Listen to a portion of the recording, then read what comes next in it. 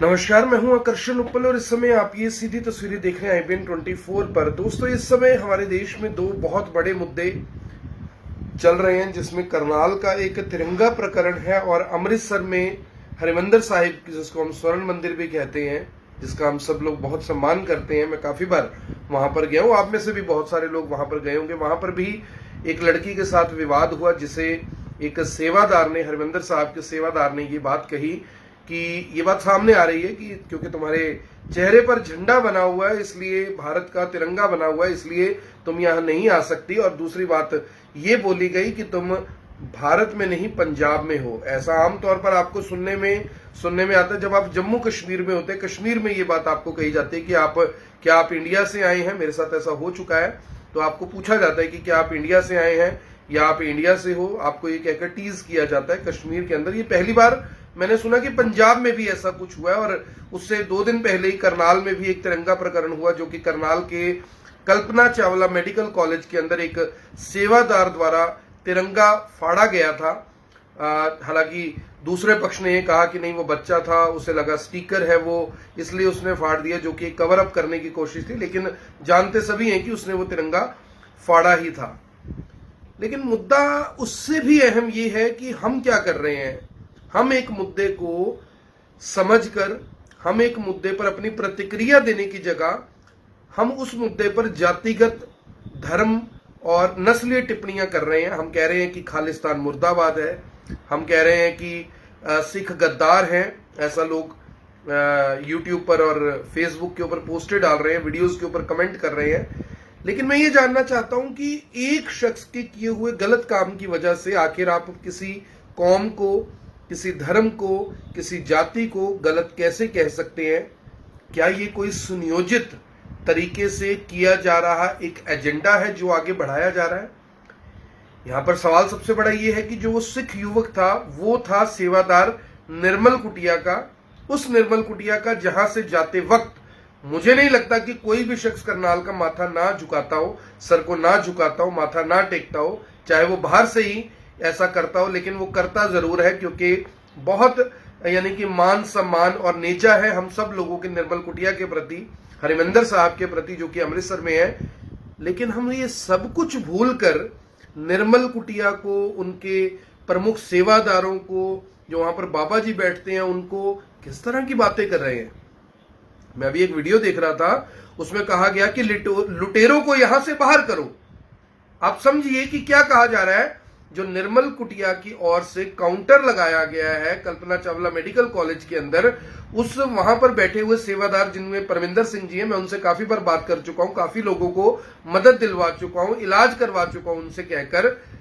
उनको कहा जा रहा है कि लुटेरों को यहां से बाहर करो। अरे भाई, कैसे वो लुटेरे हैं? तुम्हारा क्या लूट कर खा लिया उन्होंने?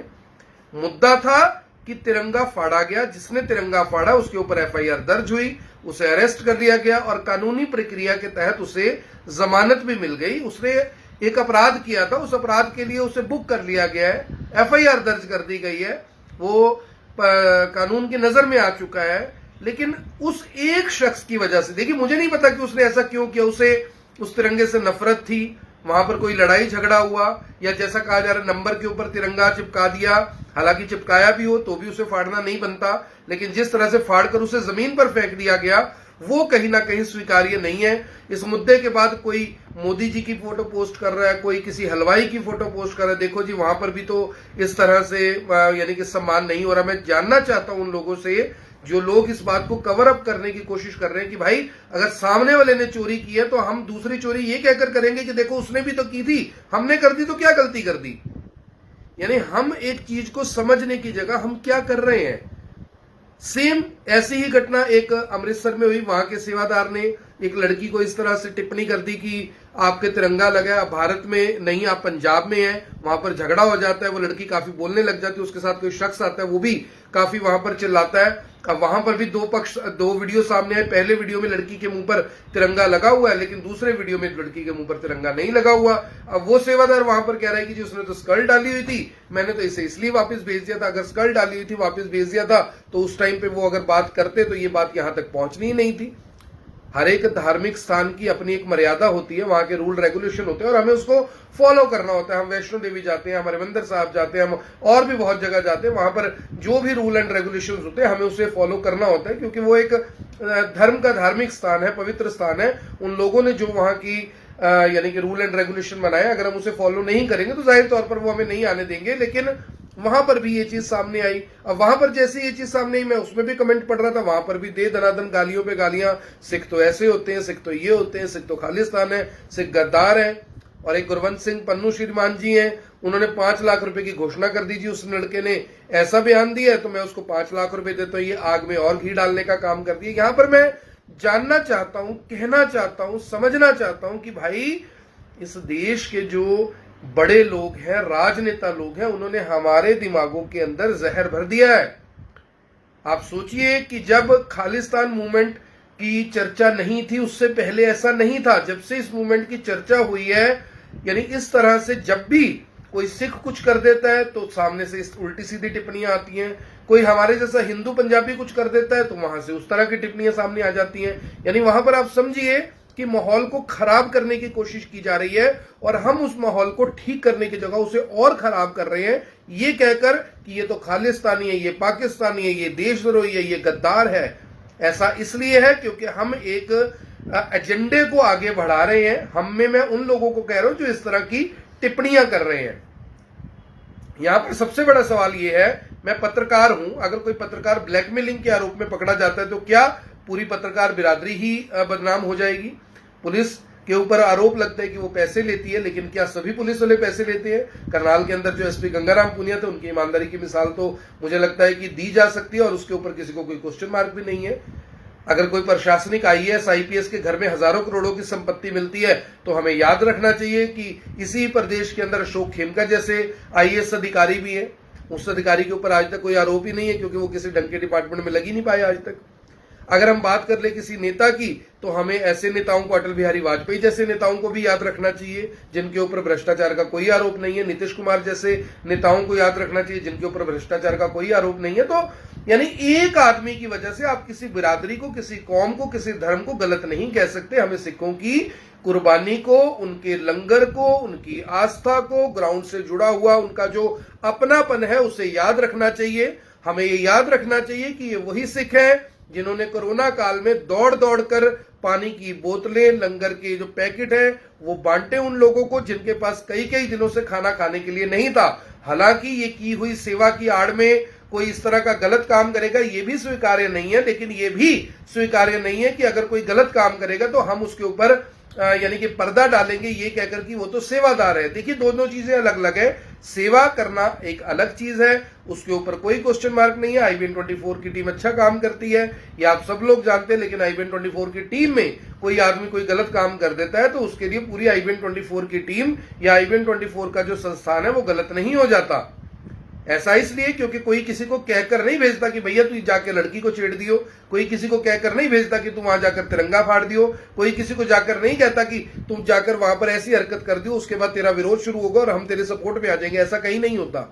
तो मेरी आपसे ये अपील है कि इस तरह की, पहले तो इस तरह की कोई चीज होनी ही नहीं चाहिए। अगर होती है, आप एक पर्टिकुलर चीज का विरोध कर सकते हैं, लेकिन वो शख्स जिस जाति से है, जिस बिरादरी से है, जिस धर्म से है, मुझे लगता है कि हमें हर धर्म का सम्मान करना चाहिए। देखिए, इन धर्मों के जो गुरु रहे हैं, इन धर्मों के जो लोग रहे हैं जिन्होंने इन धर्मों की स्थापना के बाद अपनी संगतों को एक अच्छा मैसेज देने की कोशिश की, मुझे लगता है कि उन्होंने कभी भी कोई गलत संदेश नहीं दिया।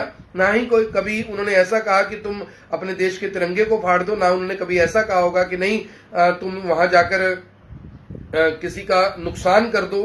उन्होंने, गुरु नानक देव जी थे, उन्होंने ये कहा था कि भैया भूखे को अन्न मिले, उससे लंगर के रूप में वो आपने देना ही देना है। वो सिर्फ उस चीज को फॉलो कर रहे हैं आज भी। लेकिन कुछ हैं ऐसे लोग जो चाहते हैं कि ये चीजें खराब रहे, कुछ हैं ऐसे लोग जो चाहते हैं कि माहौल खराब रहे, कुछ हैं ऐसे लोग जो चाहते हैं कि कभी भी हम और आप एक दूसरे को अच्छी निगाह से ना देखें, प्यार से ना रहें, और वो इस देश में जो हालात बनाना चाहते हैं इसकी कीमत हमें और आपके बच्चों को चुकानी पड़ेगी। इस बात को आज आप सुन रहे हैं, लेकिन कुछ साल बाद आपको ये देखने को जरूर मिलेगा। सिखों के साथ 1984 जैसा जो कांड हुआ था, जो वारदात हुई थी वो आज भी उसे याद रखते हैं। ऐसा इसीलिए है क्योंकि उस टाइम भी हमारे नेताओं ने अपने फायदे के लिए किस तरह से यानी कि कत्लेआम होने दिया, किस तरह से उस समय खून खराबा हुआ और उसमें हजारों सिखों को यानी कि किस तरह से आज भी उस मुझे लगता है कि वहां से वो उभर नहीं पाए हैं। और शायद यही कारण है कि जब भी कोई ऐसी बात होती है तो कुछ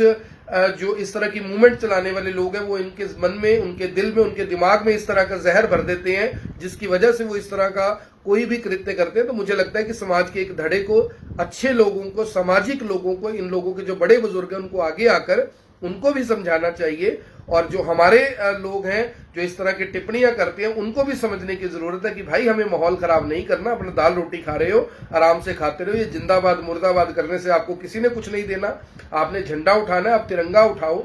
आपको प्यार करना है, आप अपने देश से, अपने माता पिता से प्यार करो, अपने भाई बहन से प्यार करो। माँ बाप तो तुम्हारे बाहर गलियों में धक्के खाते हैं, बच्चों को तो शराब पी के हम लोग किस तरह से मारते पीटते हैं। और जब इस तरह की कोई चीज होती है तो हम तिरंगे लेकर वहां पर पहुंच जाते हैं, हम झंडे लेकर वहां पर पहुंच जाते हैं, जिंदाबाद मुर्दाबाद कर कर कर यानी कि आप जिंदाबाद कीजिए, हिंदुस्तान जिंदाबाद कीजिए, इसमें कोई बुराई नहीं है।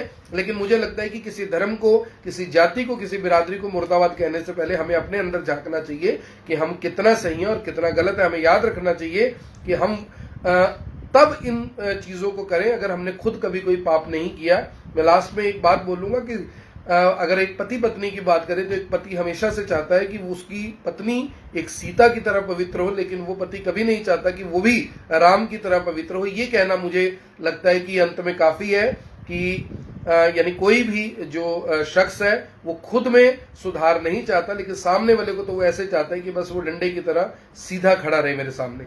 मेरे आप सभी से अपील है कि अगर आपको ये वीडियो ठीक लगा है, आप इसमें कुछ कहना चाहते हैं, तरीके से, ढंग से कोई भी बात आप अपनी रखिए, मैं उसे पढ़ूंगा भी, देखूंगा भी, क्योंकि हर आदमी इंसान गलतियों का पुतला है और हम में भी बहुत सारी गलतियां और हमें भी उन गलतियों को देखने की, समझने की जरूरत है। बहुत बहुत धन्यवाद। जय हिंद।